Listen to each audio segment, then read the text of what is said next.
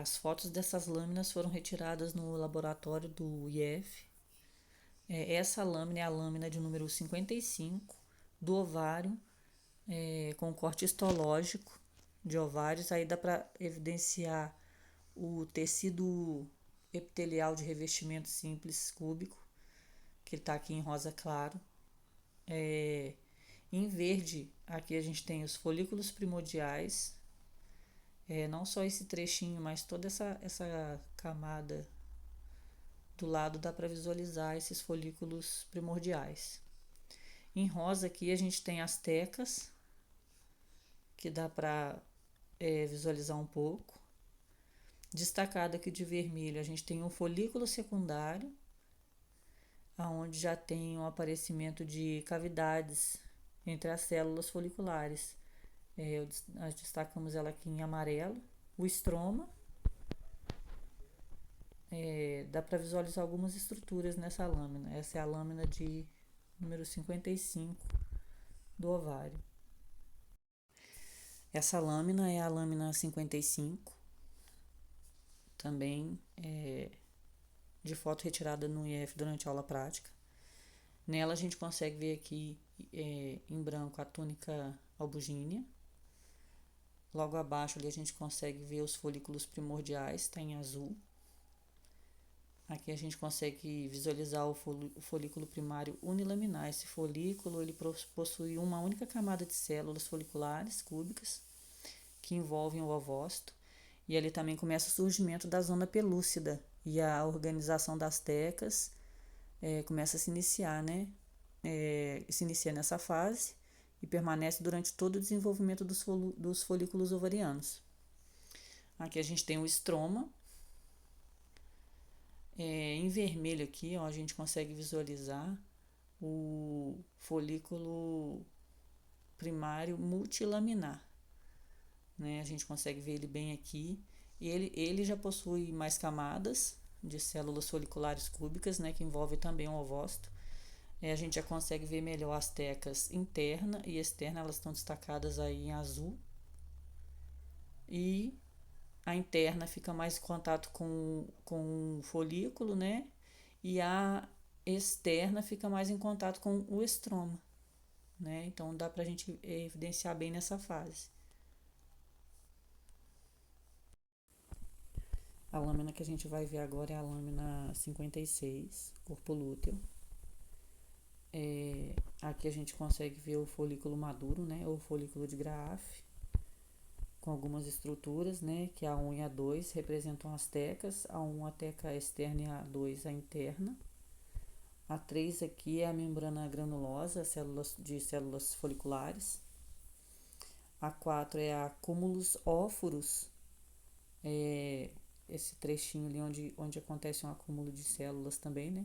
A 5 dá para ver bem destacadinho aqui, é a corona radiata, que circunda o ovócito, né? A 6 é o antro folicular, que é essa cavidade, né, única, que dá para ver bem visivelmente aí. A 7 é a zona pelúcida, que está indicada pela setinha, dá para ver ela também bem destacada. E por fim, lá dentro, com um asterisco, é o ovócito, né? Aí quando ocorre a ovulação, o epitélio de revestimento do ovário ele é rompido, sendo eliminado o ovócito 2. Ele é envolvido pela zona pelúcida e pelas células da corona radiata, né, células foliculares. No ovário permanecem, depois disso, as tecas e as células da granulosa, a porção das células foliculares que delimitam o aparelho do folículo ovariano, que se diferenciam formando o corpo lúteo, que é a próxima lâmina que a gente vai ver. O corpo lúteo ele funciona como uma glândula endócrina temporária que produz e secreta hormônios importantes, né, para a manutenção da gravidez, caso esta ocorra. Essa lâmina é a lâmina 56, corpo lúteo. A gente consegue ver a estrutura dele assim bem de forma bem visível aqui. Alguns vasos sanguíneos e o corpo lúteo ele tem algumas funções, né, de importância. ele é secretor de progesterona e estrogênio, é considerado um órgão endócrino, mantém a sua atividade por cerca de 12 dias. Ele tem uma função de estímulo do tecido uterino, né, o endométrio. Ele tem função de ajudar a crescer e manter a sua atividade secretória, ele cresce e mantém essa atividade. Na ausência da fecundação, ele degenera, e na presença de fecundação, ele é fundamental para manter o início da gravidez, que seria o corpo lúteo gravídico. Ele degenera apenas no 4º mês de gravidez, né, chamada de luteólise, e o local da degeneração é no corpus albicans. Então, o corpo lúteo ele tem uma função muito importante, né, no processo da ovogênese. Essa lâmina é a lâmina 58 do útero em fase proliferativa. Aqui nela a gente consegue ver algumas estruturas, né? O útero em fase proliferativa é quando o endométrio está com a menor espessura, totalmente descamado. Essa fase coincide com o fim da menstruação e é o momento em que o estrogênio libera células que aumentam a sua espessura. É chamada também de fase secretora, né? Ocorre durante o período fértil. Aí a gente consegue ver o lúmen, a região apical, que é a região que normalmente se deposita o óvulo, se fecundado.